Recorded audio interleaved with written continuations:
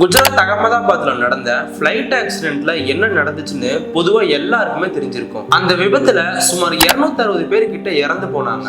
இறந்தவங்களோட உடல் டிஎன்ஏ டெஸ்டுக்கு பிறகு அவங்களுடைய குடும்பத்தார் கிட்ட ஒப்படைக்கப்பட்டுச்சு. அப்படி கொடுக்கப்பட்ட உடல்கள்ல சிலது மாறி இருக்கிறதா புகார் எழுந்திருக்கு.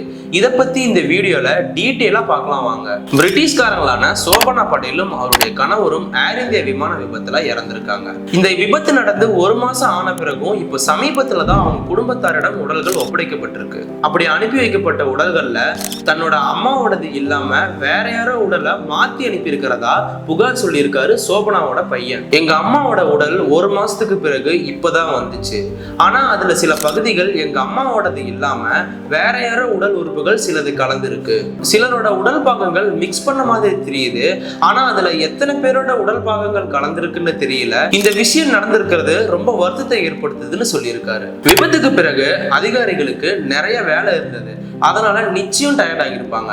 அவங்களுக்கு நிறைய அழுத்தமும் இருந்திருக்கும். ஆனா இறந்தவங்களோட உடல் பிரிட்டனுக்கு அனுப்புறவங்களுக்காவது குறைஞ்சபட்ச பொறுப்பாவது இருந்திருக்கணும். என் தாயோட சவப்பெட்டியில இன்னும் சிலரோட உடல் பாகங்கள் இருக்கிறத எப்படி என்னால ஏத்துக்க முடியும்னு கேட்டிருக்காரு. இதே மாதிரி வேற ஒரு குடும்பத்துக்கு அனுப்பின சவப்பெட்டியில இறந்தவரோட உடல் இல்லாம வேற ஒரு உடலை மாத்தி அனுப்பப்பட்டிருக்கு. இன்னொரு குடும்பத்துக்கு பலரோட உடல் பகுதிகள் சேர்த்து அனுப்பப்பட்டிருக்கு. இந்த விஷயம் பெருசான பிறகு இந்திய வெளியுறவு அமைச்சகம் இதுக்கு விளக்கம் கொடுத்திருக்கு. அதுல இந்த பிரச்சனைகள் எங்க கவனத்துக்கு வந்த பிறகு பிரிட்டன் அதிகாரிகள் கூட தீவிரமா வேலை செஞ்சுட்டு வரோம். அந்த மோசமான விபத்துக்கு பிறகு உயிரிழந்த அனைத்து சடலங்களும் நேர்மையாகவும் கண்ணியம் மற்றும் மரியாதையா தான் கையாளப்பட்டுச்சு. இந்த பிரச்சனைகளை சரி செய்யறதுக்கு நாங்க தொடர்ந்து வேலை செஞ்சுட்டு இருக்கோம்னு சொல்லியிருக்காங்க. விபத்துல உயிரிழந்தவங்களை இழந்த சோகத்தை விட பல மடங்கு சோகமா இருக்கு இந்த விஷயம். இதை பத்தின உங்க கருத்தை கமெண்ட்ல சொல்லுங்க.